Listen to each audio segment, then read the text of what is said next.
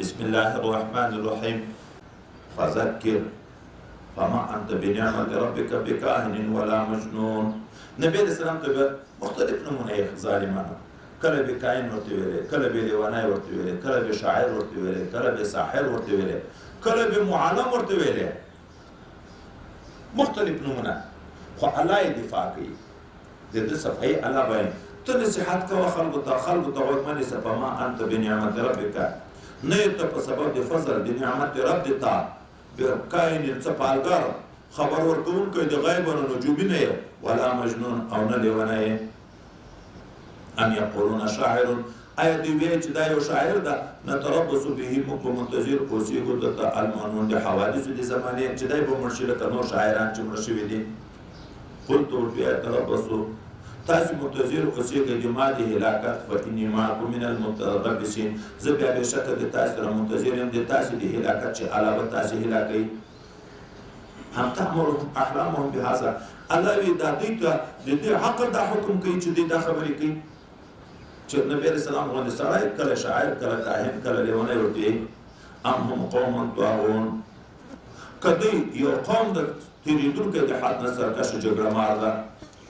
ام یقولون تقوله، آیا دوی وایي چې دا نبی علیه السلام دا قرآن عظیم شان د ځانه جوړ کړی ده؟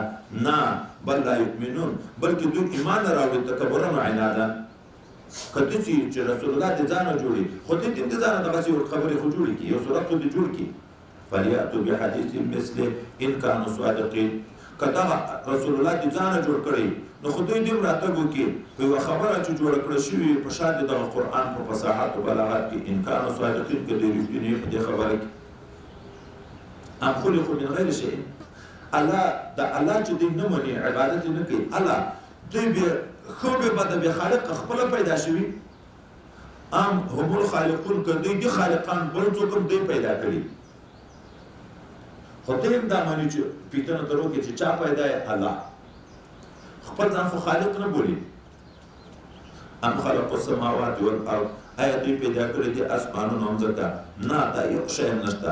بل لا یوقنون، بلکې دوی یقین نه کوي، نه یې مني چې ایمان راوړي. ام عندهم خزائن ربک، آیا د دې سره خزانې د نعمتو د رب دي چې نبوت خبره د دې په اختیار کې ده چې ولې پلانکی نه نبي کېږي، ولې پلانکی نه نبي کېږي. ام هم المسیطرون، او که دوی واکداران دي زورداران دي په زور خپل ځان ته نبوت ثابتوي. ام لهم سلمون، آیا شته د دې دپاره اندرپایې ځینې چې وخیجي طرف د اسمان ته یستمعون به، چې اورېدل کوي دوی په د خبرو د ملایکو په اندرپایه کې. فلیأتی مستمعهم بسلطان مبین، پس را دې وړي هغه اورېدونکي د دوی یو دلیل ښکاره د دوی د خبرو په صحت باندې، خو دې راوړي چې موږ دا د ملایکو نه اورېدلي چې دا بوتان خدایان دي. ام له البناتو، آیا الله لره لورانې دي؟ ولکم البنون، تاسې لره زمن دي. ام تسألهم اجرا، او که ته د دوی نه چندې غواړې، اجرت غواړې، فهم من مغرم مثقلون، ته د تاوان که دوی د تا د دغه تاوان نه درانده دي. تنخوا په بوج ده چې ایمان راوړي، اجرت خو غواړې، خو اجرت خو نه غواړې.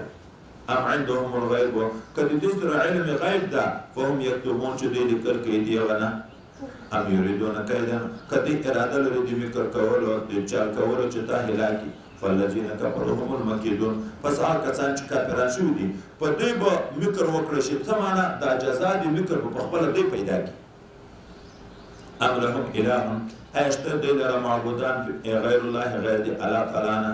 نه، نشته. سبحان الله، پاکي د الله لره عما یشرکون، د هغه شیانو نه چې دوی شریکوي دي الله سره.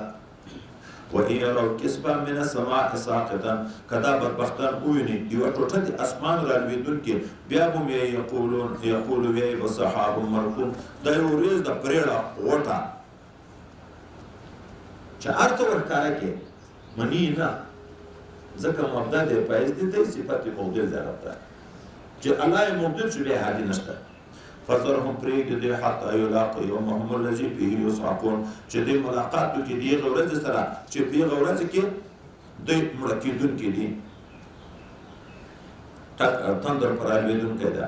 یوم لا یغني عنهم کیدهم شیئا، هغه ورځ چې نه به کېده په د دوی نه تدبیر د دوی هېڅ شی، ولا هم ینصرون، او نه به د دوی سره کومک وکړی شي.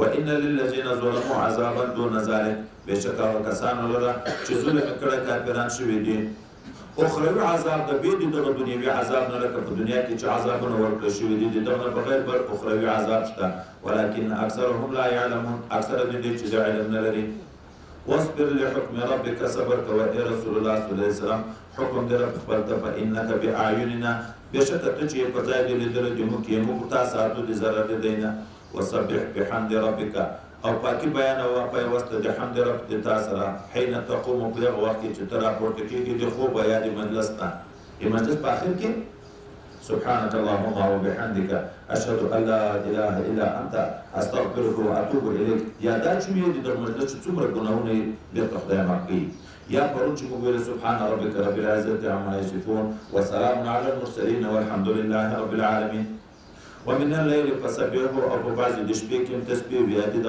الله تعالی و ادبار النجوم او وروسته د ستوري چې ستوري لویږي د شپې په آخره حصه کې هم تسبیح ویایه